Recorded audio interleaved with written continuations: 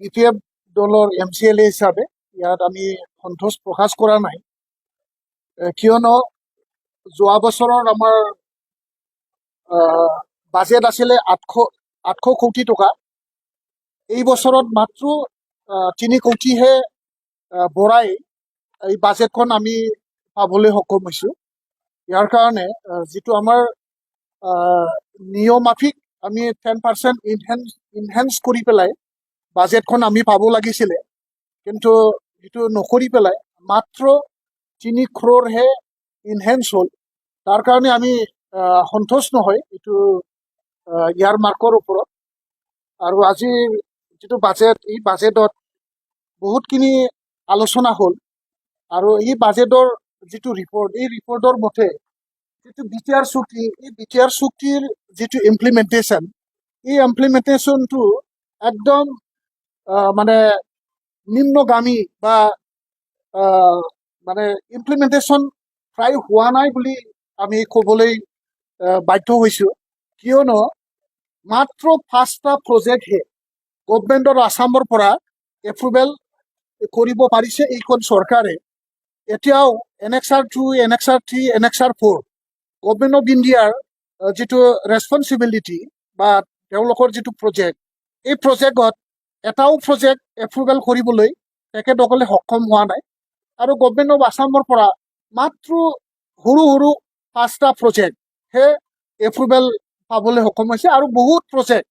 এতিয়াও বাকী হৈ আছে। আৰু ইতিমধ্যে আমি গম পালোঁ যে গভৰ্ণমেণ্ট অফ ইণ্ডিয়াৰ যিটো মিনিষ্টাৰিয়েল যিটো মিটিং, যিটো জানুৱাৰীত হৈ গৈছিলে, এই জানুৱাৰীত যিটো হোৱা মিটিং, এই মিটিঙত যিটো নেগেটিভ যিটো মানে ৰেছপন্স বা নেগেটিভ যিবোৰ প্ৰজেক্ট, যিবোৰ NITৰ কথা আছিলে, 1 state 1 NIT, তাৰপিছত আমাৰ ট্ৰাইবেল ইউনিভাৰ্চিটিৰ কথা, এইটো ফিজিবিলিটি নাই, মানে এইটো যিটো মানে ট্ৰাইবেল যিটো ইউনিভাৰ্চিটি, এই ট্ৰাইবেল ইউনিভাৰ্চিটিটো তেজপুৰত এটা ট্ৰাইবেল যদি ডিপাৰ্টমেণ্ট আছে, এইটো ডিপাৰ্টমেণ্ট খোলাৰ কাৰণে ছাজেশ্যন 1 district 1 নৱোদয়া, যিটো আমাৰ BTR চৰকাৰে কৈছিলে, আমাক এটা কিবা দিছিলে, আশ্বাস দিছিলে, প্ৰত্যেকটা চাব ডিভিশ্যনত এখনকৈ নৱোদয় হ'ব। ইয়াৰ যিটো মাইনুটছ, এই মাইনুটছত আমি দেখিবলৈ পালোঁ মানে 1 district 1 নৱোদয়া এইটোৱে বাহাল আছে, নতুনকৈ আৰু চাব ডিভিশ্যন লেভেলত নৱোদয়া খোলাৰ কোনো কিবা নাই। ইনষ্টিটিউট অফ মেডিকেল ছায়েন্স ৰৌমাৰীত যিটো খোলাৰ একৰ্ডত 176 কোটিহে মানে কেপিটেল এক্সপেণ্ডিচাৰ কৰিব, বাকীখিনি সব revenue expenditure. That means IBS individual ইণ্টাৰেষ্টত কাম কৰা হৈছে। এইটো কোনোদিনো জনমুখী হ'ব নোৱাৰে, এইটো এটা ব্যক্তিগত মুনাফাৰ কামত মানে খৰচ কৰাৰ। আৰু যি মানে মানে মেটেৰিয়েলছ, ডেট মিনছ আপোনালোকে এইটো বুজে, মেটেৰিয়েল ছাপ্লাই মানে এইটো মানে কমপ্লিটলি মানে এটা পলিটিকেল পাৰ্টিত কেপিটেল এটা বা মানে কি বুলি কয়, এইটো পুঁজি যোগান কৰিবৰ কাৰণে কৰা এটা আঁচনি বুলি আমি ডাইৰেক্টলি ক'ব পাৰোঁ। ইয়াৰ দ্বাৰা BTC-বাসী ৰাইজৰ কিবা যে উন্নতি হ'ব, কোনোদিনো নহয়। আৰু লগতে আমি RNB চিভিল হস্পিটেলৰ বিষয়ে আমি ষ্ট্ৰংলি দাবী কৰিলোঁ যে কোনোপধ্যেই যাতে RNB চিভিল হস্পিটেলৰ যিটো ষ্টেটাছ আৰু ইয়াৰ যিটো ছ'চিয়েল ছাৰ্ভিচ, হেল্থ ছাৰ্ভিচ কোনোমতেও যাতে ক্ষতি নহয়, তাক লক্ষ্য ৰাখি যাতে RNB চিভিল হস্পিটেলৰ যিটো মৰ্যাদা আৰু তাৰ যিটো কি বুলি কয় ৰাইজৰ যিটো অনুভৱ, সেইটো সন্মান জনাই এচিটিছ ৰাখিবৰ কাৰণে আমি দাবী জনাইছোঁ। আছে বা যিটো এই চৰকাৰে কৈ আছে, কিন্তু আমি দেখিবলৈ পালোঁ ইয়াত যিটো মাইনুটছ, এই মাইনুটছত ইতিমধ্যে তেনেকুৱা আৰু ইনষ্টিটিউটৰ প্ৰয়োজন নাই, কাৰণ ইতিমধ্যে তেনেকুৱা মানে মেডিকেল ইনষ্টিটিউট ইম্ফলত ইতিমধ্যে খুলিছে, আৰু গুৱাহাটীত ইতিমধ্যে এইমছখন চালু হৈছে। তেনেকুৱা অনুষ্ঠানৰ যিটো ৰিক্ৰুইটমেণ্ট পলিচি আৰু যিটো মানে ৰিক্ৰুইটমেণ্ট যিটো ক্ৰাইটেৰিয়া, লাইক মানে হি এইমছ বা ইনষ্টিটিউট অফ মেডিকেল চায়েন্সৰ দৰেই সি এইটোকে ফাৰ্ডাৰ যে ৰৌমাৰীত যে এনেকুৱা মেডিকেল ইনষ্টিটিউট হ'ব সেইটো নোহোৱা মানে নেগেটিভ মানে ডিচিশ্যন লোৱা আমি পৰিলক্ষিত হৈছোঁ আৰু লগতে যিটো স্পৰ্টছ ইউনিভাৰ্চিটিৰ কথাটো কৈছে স্পৰ্টছ ইউনিভাৰ্চিটিও ডাইৰেক্টলি কোৱা হৈছে বা মানে অলৰেডি মণিপুৰত গোটেই ভাৰতবৰ্ষৰ সমস্যা বা যিটো মানে ডিমাণ্ড এইটো ডিমাণ্ডটো খেটাৰ কৰিবৰ কাৰণে এটা স্পৰ্টছ ইউনিভাৰ্চিটি ইতিমধ্যে খুলিছে আৰু ছেকেণ্ড স্পৰ্টছ ইউনিভাৰ্চিটি খোলাৰ মানে কোনো ফিজিবিলিটি নাই বুলিহে আমি মাইনছত পাবলৈ সক্ষম হৈছোঁ ইয়াৰ লগতে যিটো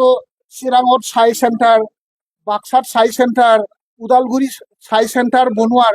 যিটো মানে আমাক কমিটমেণ্ট দিছে সেইটো মানে নোহোৱা যেন আমি দেখিবলৈ পালোঁ কাৰণ মানে বৰ্তমানে যিমান স্পৰ্টছ ইনফ্ৰাষ্ট্ৰাকচাৰ ডেভেলপমেণ্ট কৰা হ'ব জৰিয়তেহে খেলো ইণ্ডিয়াৰ যিটো নেশ্যনেল পলিচি এই পলিচিৰ জৰিয়তে য'ত য'ত পটেঞ্চিয়েলিটি য'ত মানে স্পৰ্টছৰ যিটো পটেঞ্চিয়েলিটি এই পটেঞ্চিয়েলিটি আৰু স্পৰ্টছৰ মানে যিটো ডিচিপ্লিনৰ যিটো পটেঞ্চিয়েলিটি সেইটোলৈহে মানে ইনফ্ৰাষ্ট্ৰাকচাৰ ডেভেলপমেণ্ট কৰা হ'ব বুলি ইতিমধ্যে আমি শুনিব মানে মাইনছত পাবলৈ সক্ষম হৈছোঁ আৰু লগতে যিটো আমাৰ BTC এৰিয়াত ৰেলৱে কোচ ফেক্টৰী বনোৱাৰ এটা যিটো এগ্ৰিমেণ্টত আছিলে সেইটোও এটা নেগেটিভ পইণ্টত আহিল কিয়নো ইতিমধ্যে বঙাইগাঁৱত যিটো ৱৰ্কশ্বপ এই ৱৰ্কশ্বপত ইতিমধ্যে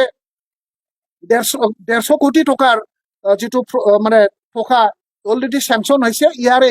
53 crore 53 কোটি টকা ইতিমধ্যে এই ৱৰ্কশ্বপখন মানে কিবা কৰিবৰ কাৰণে সক্ষম কৰিবৰ কাৰণে আৰু সফিষ্টিকেটেড কৰিবৰ কাৰণে ইতিমধ্যে 50 crore টকা মোকলাই দিছে সেই হেতুকে BTC এৰিয়াত পুনৰাই যে কোচ ফেক্টৰী বনোৱাৰ যিটো ইয়াত কমিটমেণ্ট এই কমিটমেণ্টটো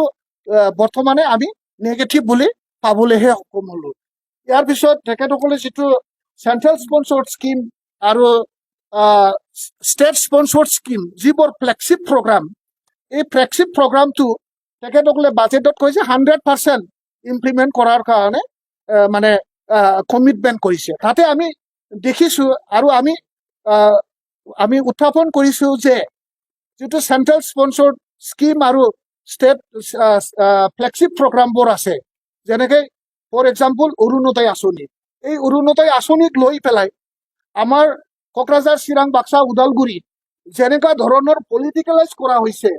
যে মানে এটা পাৰ্টিকুলাৰ পলিটিকেল পাৰ্টিত কাম নকৰিলে কোনেও যোগ্যতা থকা মহিলা আইসকল বাইদেউসকলে এই আঁচনিৰ পৰা বঞ্চিত হ'ব লগা এই কথাটো আমি উনিশাই কৈছোঁ আৰু তেনেকুৱা পলিটিকেলাইজ কৰাৰ পৰা আঁতৰত থাকিব বোলে লাগিব বুলি আমি এই চৰকাৰখনক আজি দাবী কৰিছোঁ প্ৰাইম মিনিষ্টাৰ আৱাস যোজনা